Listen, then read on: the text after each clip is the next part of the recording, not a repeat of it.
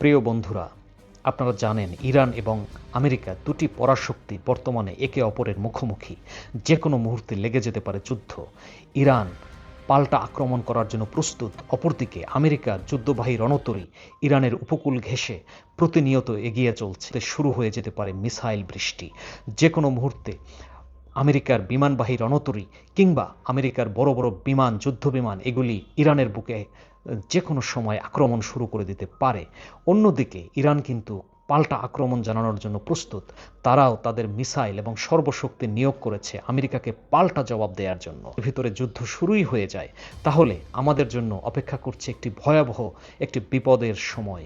কারণ আমাদের মতো তৃতীয় বিশ্বের দেশগুলি জ্বালানি তেলের উপরে খুবই নির্ভরশীল। কারণ আমাদের অর্থনীতির পুরোটা জুড়ে রয়েছে জ্বালানি তেল নির্ভর ব্যবসা বাণিজ্য।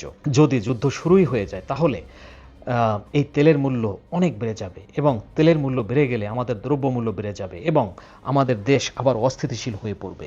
যদি আমরা মনে করি যে এই যুদ্ধ থামিয়ে দিয়ে দুটি দেশ ফুটবলের মাঠে একে অপরের সাথে লড়াই করুক এবং যে জিতবে সেই হবে জয়ী, যে হেরে যাবে সে পরাজয় মেনে নেবে, যদি এমন একটি ম্যাচ আমরা আয়োজন করি ইরান বনাম আমেরিকা, তবে কেমন হবে? চলুন আমরা সেই বিশ্লেষণে যাই। আজকে আমরা এই কাল্পনিক অথচ রোমাঞ্চকর বিশ্লেষণে আপনাকে স্বাগত জানাচ্ছি। শুরুতেই আমরা দেখব যে দুটি দেশের ফুটবলের অভিভাবক কারা। আমেরিকার ফুটবলের দায়িত্বে আছে ইউনাইটেড স্টেটস সকার ফেডারেশন বা ইউএস সকার।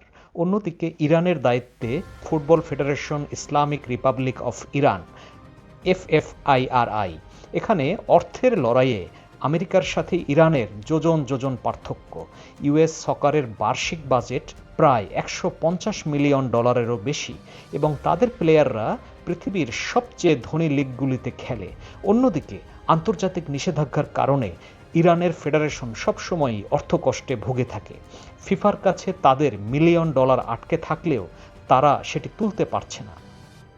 অর্থাৎ লজিস্টিক সাপোর্টে আমেরিকা গোলিয়াথ আর ইরান ডেভিড। এখন আমরা আলোচনা করব যে ফিফা র্যাঙ্কিং এবং ঐতিহাসিক সাফল্য নিয়ে। ফিফা র্যাঙ্কিংয়ে দুটি দলের লড়াই হয় সেয়ানে সেয়ানে। আমেরিকা সাধারণত র্যাঙ্কিংয়ের 11 থেকে 20-এর মধ্যে থাকে আর ইরান থাকে 20 থেকে 25-এর মধ্যে। এশিয়ায় ইরান একটি পরাশক্তি ফুটবলে, তারা 3 বার এশিয়ান কাপ জিতেছে। অন্যদিকে আমেরিকা উত্তর আমেরিকার রাজা, তারা 7 বারের কনকাকাফ গোল্ড কাপ চ্যাম্পিয়ন। কিন্তু হেড টু হেড বা মুখোমুখি লড়াইয়ে কে এগিয়ে? ইতিহাসে তারা বিশ্বকাপে মাত্র 2 বার মুখোমুখি হয়েছে।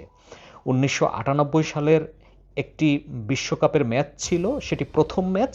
সেই ঐতিহাসিক ম্যাচে ইরান 2-1 গোলে আমেরিকাকে হারিয়েছিল, যা ছিল ইরানের ইতিহাসের অন্যতম সেরা জয়। তবে 2022 বিশ্বকাপে আমেরিকা 1-0 গোলে ইরানকে হারিয়ে একটি মধুর প্রতিশোধ তুলে নেয়। অর্থাৎ স্কোর এখন 1-1। আমাদের কাল্পনিক ম্যাচটিই হবে ফাইনাল ফয়সালা। এখন আমরা একটু দেখি যে বিশ্বকাপের অবস্থা কি। আমরা একটু দেখি 2026 বিশ্বকাপের সমীকরণ। 2026 বিশ্বকাপে আমেরিকা এবং ইরান এই দুটি দেশের কোন দুটি দেশ খেলছে, অর্থাৎ এই দুটি দেশ চান্স পাচ্ছে নাকি পাচ্ছে না। আচ্ছা, 2026 বিশ্বকাপে মজার ব্যাপার হলো বিশ্বকাপের আয়োজক দেশ খোদ আমেরিকা এবং সাথে আছে কানাডা ও মেক্সিকো। নিয়ম অনুযায়ী স্বাগতিক দেশ হিসাবে আমেরিকা সরাসরি বিশ্বকাপে কোয়ালিফাই করে ফেলেছে। তাদের কোনো বাছাই পর্ব খেলার কোনো টেনশন নেই। এখন শুধুই তারা নিজেদেরকে ঝালিয়ে নিচ্ছে নিজেদের মাটিতে একটি ভালো ফুটবল বিশ্বকে দেখিয়ে দেওয়ার জন্য। অন্যদিকে ইরানের কি হবে? 2026 বিশ্বকাপে এশিয়া থেকে বিশ্বকাপে চান্স পাবে 8টি দল। আর এশিয়ান ফুটবলে ইরান অন্যতম পরাশক্তি বা সুপার পাওয়ার। বর্তমানের যে 2026 বিশ্বকাপের বাছাই পর্ব চলছে সেখানে ইরান দুর্দান্ত খেলছে এবং এশিয়ান এই গ্রুপ টেবিলের শীর্ষে অবস্থান করছে ইরান। ফুটবল যারা একটু জ্ঞান রাখেন বা বোঝেন তাদের মতে ইরানে 2026 বিশ্বকাপে খেলার সম্ভাবনা 99%। অর্থাৎ সবকিছু ঠিক থাকলে 2026 সালে আবারও হয়তো আমরা ইরান বনাম আমেরিকার সেই বারুদ ঠাসা লড়াই দেখতে পাবো এবং এটা হবে খোদ আমেরিকার মাটিতেই। আচ্ছা, এবার আমরা জানবো যে আমেরিকা এবং ইরানের খেলোয়াড়দের শক্তি এবং তাদের পরিচিতি। আমরা যুদ্ধে যেমন সেনাপতি দেখি, মাঠেও তাই। ইরানের সবচেয়ে বড় অস্ত্র তাদের আক্রমণ ভাগ। তাদের আছে মেহদি তারেমি, যিনি ইন্টার মিলানের মতো ক্লাবে খেলেন, এবং সর্দার আজমুন, যাকে বলা হয় ইরানের মেসি। গোলপোস্টের নিচে ইরানের আছে আলীরেজা বেইরানভান্ড, যার হাত থেকে বল থ্রো করলে তা ৬০ মিটারেরও বেশি দূরে গিয়ে পড়ে এবং যিনি রোনালদোর মতো বিশ্ব স্ট্রাইকারের পেনাল্টি ঠেকিয়ে দিয়েছিলেন। অন্যদিকে আমেরিকার শক্তি তাদের তারুণ্য এবং তাদের গতি। তাদের নেতা ক্যাপ্টেন আমেরিকা খ্যাত ক্রিশ্চিয়ান পুলিসিস, যিনি এসি মিলানে খেলেন, এবং তার সাথে আছে আমেরিকার অন্যতম প্রাণভোমরা জুভেন্টাসের খেলোয়াড় ওয়েস্টিন ম্যাককেনি। আমেরিকার প্লেয়াররা ইউরোপের বড় বড় লিগে নিয়মিতই খেলে, তাই তাদের টেকনিক্যাল ফিটনেস ইরানের চেয়ে কিছুটা ভালো। তবে ইরানের আছে একটি অদম্য শক্তি, অদম্য মনোবল এবং আমেরিকাকে হারিয়ে দেওয়ার জন্য একটি অদম্য স্পৃহা।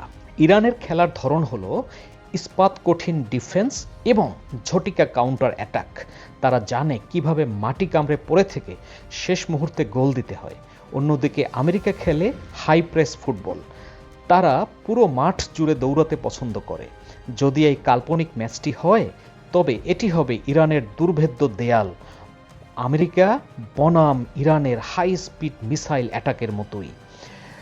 আর যুদ্ধক্ষেত্রে হয়তো আমেরিকার প্রযুক্তি বেশি, কিন্তু ফুটবল মাঠে ইরানের আবেগ এবং লড়াকু মানসিকতা বিশ্বসেরা। ইতিহাস বলছে, যখনই ইরানের পিঠ দেয়ালে ঠেকে যায়, তখন তারা বাঘের মতো ঘুরে দাঁড়ায়। এখন আপনার পালা। যদি ফিফা আজই এই ম্যাচ আয়োজন করে, অর্থাৎ ফিফা বলল যে যুদ্ধ করার দরকার নেই, তোমরা আসো মাঠে খেলো, তোমাদের ভিতরে যে জয়ী হবে সেই জয়ী, তবে আপনার কাছে কি মনে হয়, আমেরিকা তাদের গতি দিয়ে জিতে যাবে, নাকি ইরান তাদের কৌশলী ফুটবল দিয়ে বিশ্বকে চমকে দেবে এবং আমেরিকাকে হারিয়ে দিবে? কমেন্টে আপনার মতামত জানান। কে জিতবে, আমেরিকা নাকি ইরান, ইরান নাকি আমেরিকা? আপনাদের মূল্যবান মতামত আমার এই কাল্পনিক চিন্তার একটি ধারক এবং বাহক। আশা করি আমার ভিডিওটি আপনাদের ভালো লেগেছে। আমার অজানা অধ্যায় চ্যানেলটিকে সাবস্ক্রাইব করে আমার পাশেই থাকবেন। ধন্যবাদ সকলকে।